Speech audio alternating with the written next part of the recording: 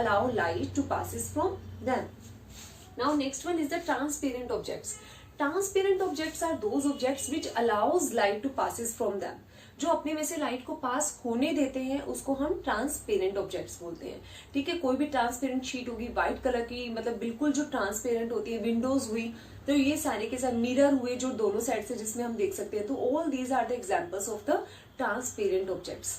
Last one is translucent objects. Translucent objects are those objects which allows a small amount of the light to passes from them.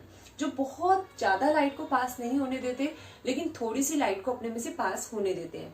जैसे हमारे पास coloured transparent sheets होती हैं, ठीक है, तो उसमें colour में से थोड़ी सी लाइट पास होती है तो उसको हम ट्रांसल्यूसेंट बोलते हैं.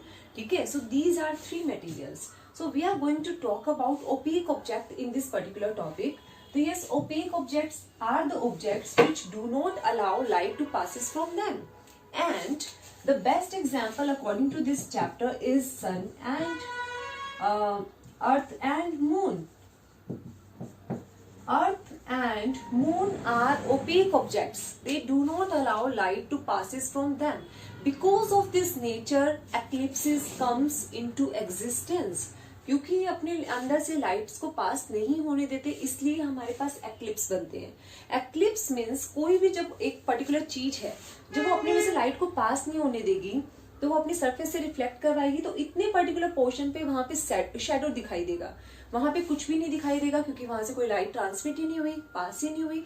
तो उस पर्टिकुलर पोर्शन पे हमें शैडो दिखाई देगा, ब्लैक कलर का पार्ट दिखाई देगा और बाकी सारा हमें कलरफुल दिखाई देगा.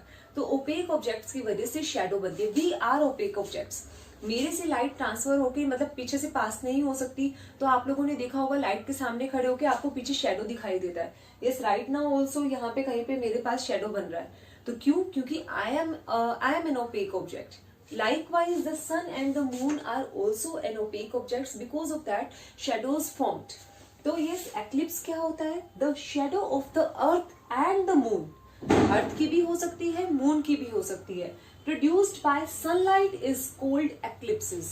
Yes, अगर मैं अंधेरे में खड़े हो जाऊं, क्या मेरी शैडो बनेगी? No, it will not form.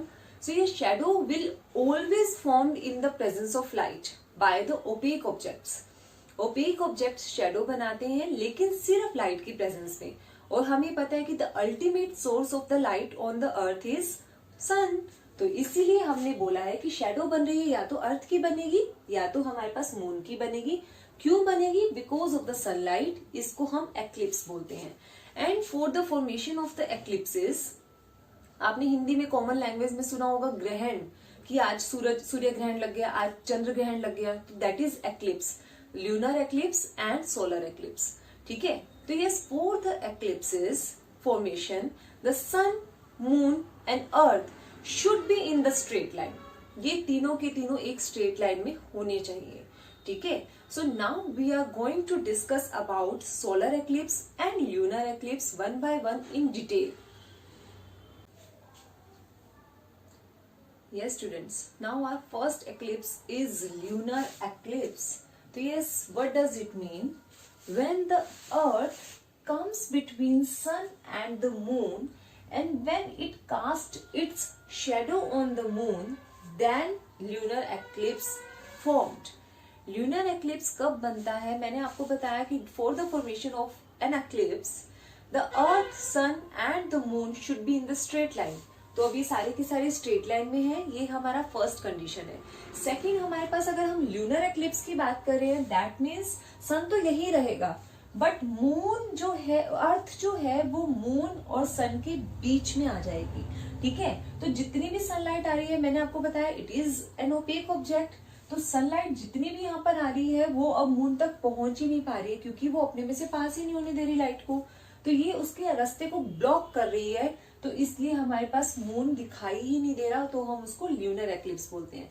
कई बार हमें पूरा का पूरा मून नहीं दिखाई देता तो इसको कंप्लीट ल्यूनर एक्लिप्स बोलते हैं.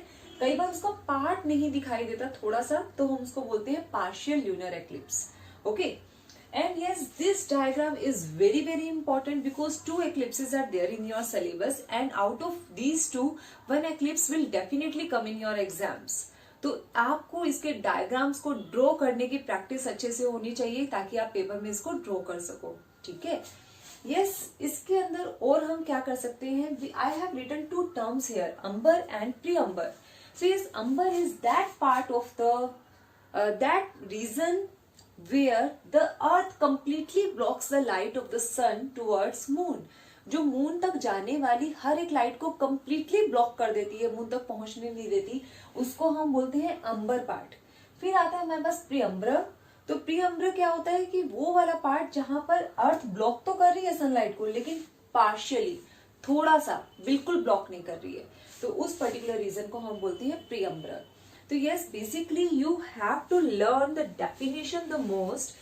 आपको पता होना चाहिए कि this is the revolution of the moon around the earth. लेकिन घूमते घूमते ऑब्वियसली वो अपनी पोजीशन चेंज करता है, और एक ऐसी पोजीशन जहां पर वो अर्थ से बिल्कुल ढका जाता है, कवर हो जाता है, उस पोजीशन को हम बोलते हैं ल्यूनर एक्लिप्स.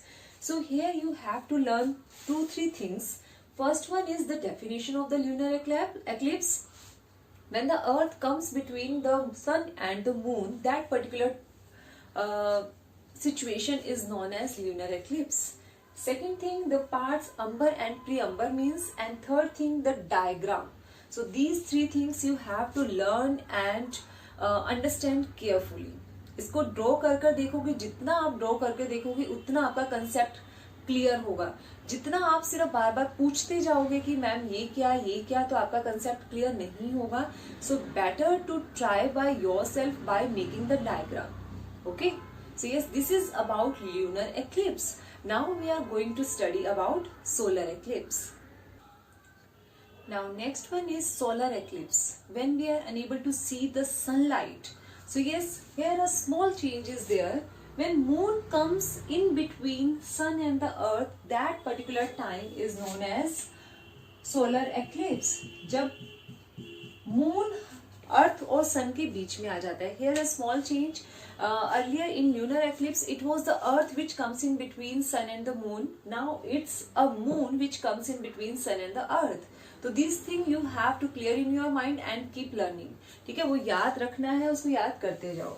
तो यस, यहाँ पर क्या होता है कि मून जब बिल्कुल सन के और अर्थ के बीच में आ जाता है, तो हम देख रहे हैं कि एक पर्टिकुलर रीजन, ये पर्टिकुलर रीजन हमारा अर्थ का है, जहां पर सनलाइट पहुंच ही नहीं पा रही है, because it is blocked by moon. तो यहाँ पर क्या है कि सनलाइट इस पर्टिकुलर रीजन पे नहीं पहुंच पा रही है.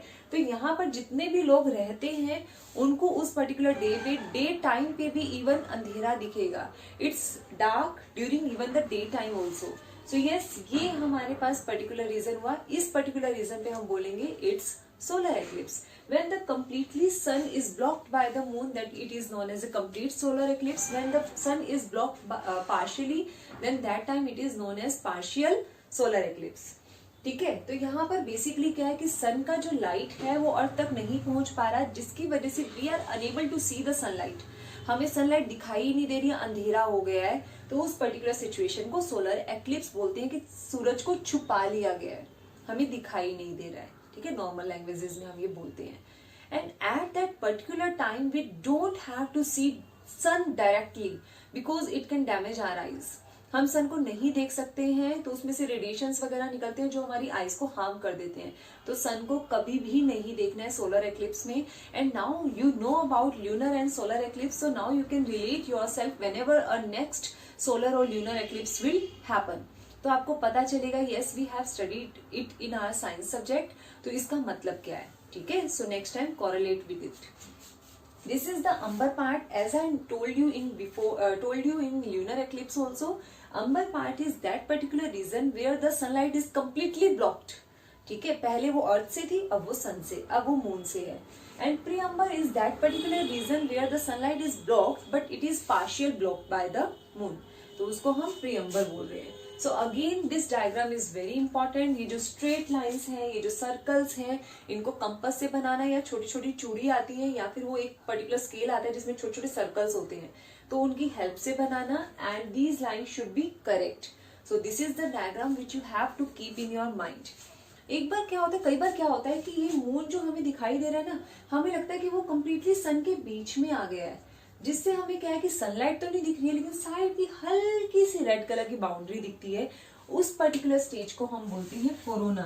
यस, दिस इज नॉट कोविड-19 कि हाँ इससे आप रिलेट करो। कोरोना एक सिचुएशन है जो हमें सोलर एक्लिप्स के दौरान दिखाई देती है। Last time whenever a solar eclipse happened, I don't know exact the date, but that time corona meet, वो हमें रिंग लाइक स्ट्रक्चर दिखाई दिया था। कई बार हमें वो रिंग लाइक, ये वाली रिंग लाइक स्ट्रक्चर दिखाई देता है, कई बार इस तरह का रेड कलर का सर्कल दिखाई देता है। तो अलग अलग situations due to the reflection and blockage of the light we can observe in the sky. So yes beta, this is about the solar eclipse, this is about your this video. Now I am going to share one video with you so that your concept regarding the your visualization regarding this solar eclipse and lunar eclipse will be more clear. So yes students, this is all about for today's video. Thank you.